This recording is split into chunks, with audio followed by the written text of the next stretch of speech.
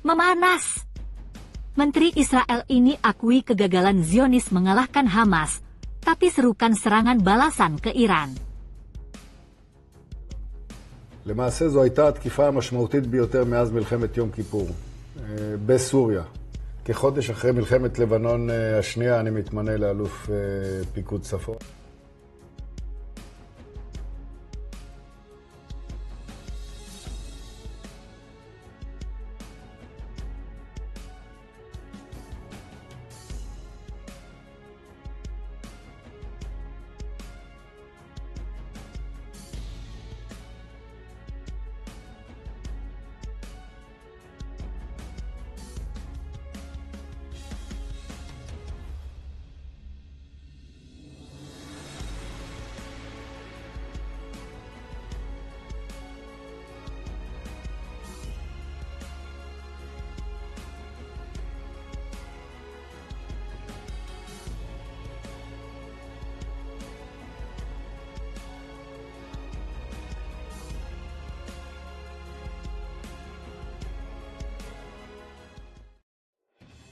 Menteri Kabinet Perang Israel Gadi Eisenkot mengakui kegagalan tentaranya dalam perang melawan Hamas.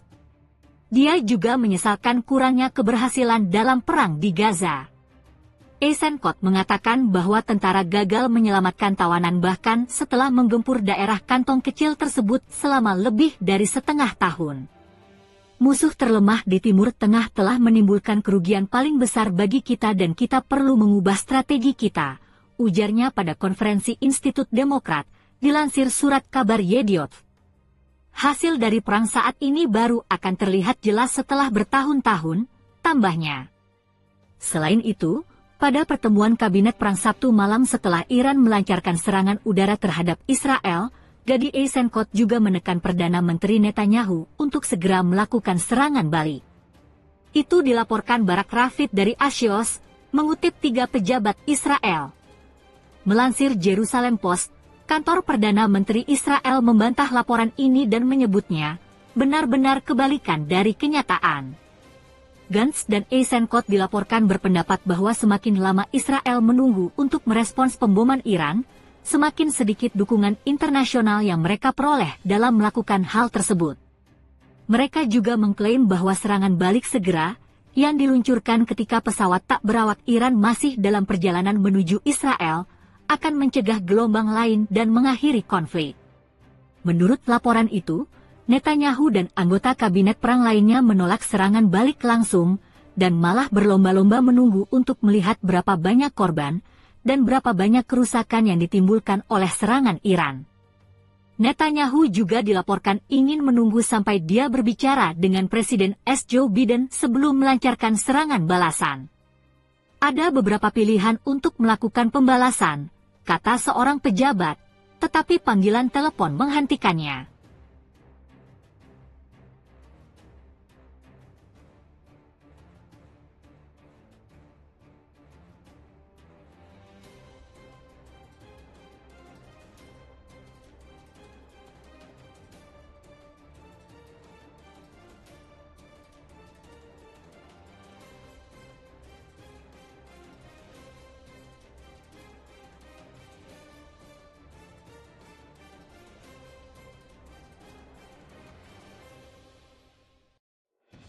Hamas merilis rekaman audio dari Panglima Militernya Muhammad Deif yang menyerukan umat Islam dari berbagai negara untuk berjihad ke Palestina.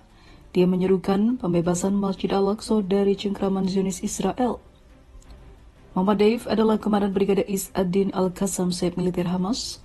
Rekaman suaranya bertanggal 7 Oktober lalu dirilis Hamas dan disiarkan Al Jazeera. Pada tanggal tersebut, Hamas menyerbu Israel Selatan dan menurut perhitungan Zionis, menghabisi 1.200 orang serta menyandra sekitar 253 orang. Serangan itulah yang memicu perang brutal Israel di jalur Gaza, Palestina.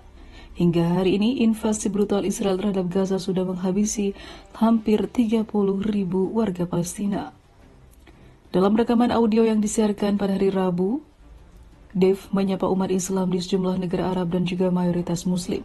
Kepada orang-orang kami di Yordania dan Lebanon, di Mesir, Aljazair dan Maghreb di Pakistan, Malaysia dan juga Indonesia, kata Deif dalam rekaman tersebut. Mulailah bergerak sekarang, bukan besok, menuju Palestina, dan jangan biarkan perbatasan rezim dan juga pembatasan menghalangi Anda dari kehormatan melakukan jihad dan mengambil bagian dalam pembebasan Masjid Al-Aqsa, ujarnya.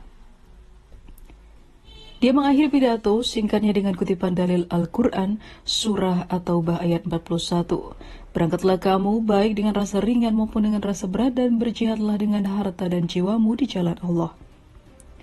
Dave telah masuk dalam daftar petinggi Hamas yang paling dicari Israel sejak tahun 1995 karena keterlibatannya dalam perencanaan dan juga pelaksanaan sejumlah besar serangan terhadap pihak Zionis.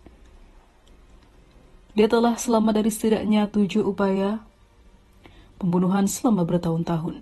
Dia diyakini memainkan peran penting dalam serangan mengejutkan pada 7 Oktober lalu di Israel Selatan, dan saat ini diduga bersembunyi di terowongan di bawah tanah Gaza.